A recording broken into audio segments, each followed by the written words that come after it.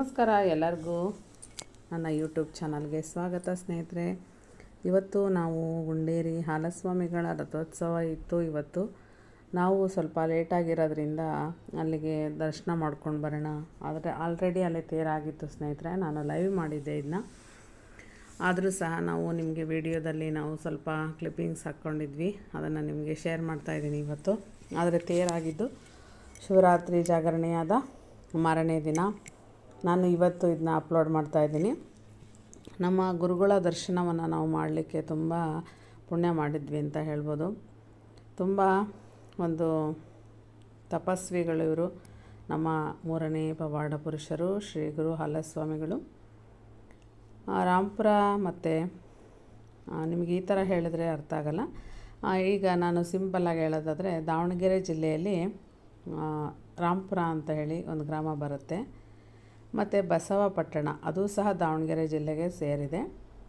Next Chitradurga ಜಿಲ್ಲೆಗೆ ಸೇರಿರ್ತಕ್ಕಂಥ ಹೊಳಲ್ಕೆರೆ ತಾಲೂಕಿನಲ್ಲಿ ಗುಂಡೇರಿ ಗ್ರಾಮದಲ್ಲಿ ನಡೆದ ರಥೋತ್ಸವ ಇತ್ತು. ಇವತ್ತು ಈ ಊರಿಗೆ ನಾವು ಗುಂಡೇರಿ ಗ್ರಾಮಕ್ಕೆ ಬಂದಿದ್ವಿ.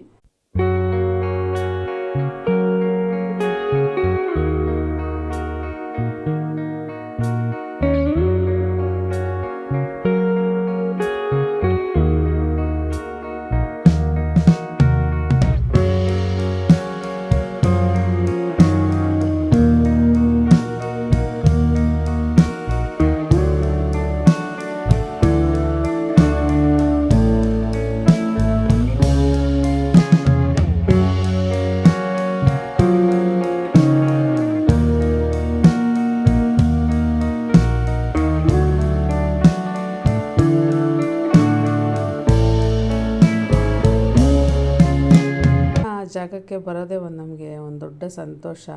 ನಮಗೆ ಎಷ್ಟು ಊರು ಸುತ್ತಿದ್ರೂ ಇಲ್ಲಿ ಬಂದು ಹೋಗೋವಂಥದ್ದು, ನಮ್ಮ ರಾಂಪುರಕ್ಕೆ ಬಂದು ಹೋಗೋದು, ನಮ್ಮ ಬಸವಪಟ್ಟಣ ಆಗಿರ್ಬೋದು, ಈ ನಮ್ಮ ಗುರುಗಳ ಒಂದು ಸ್ಥಾನ ಅನ್ನೋದೇ ನಮಗೆ ತುಂಬ ದೊಡ್ಡದು.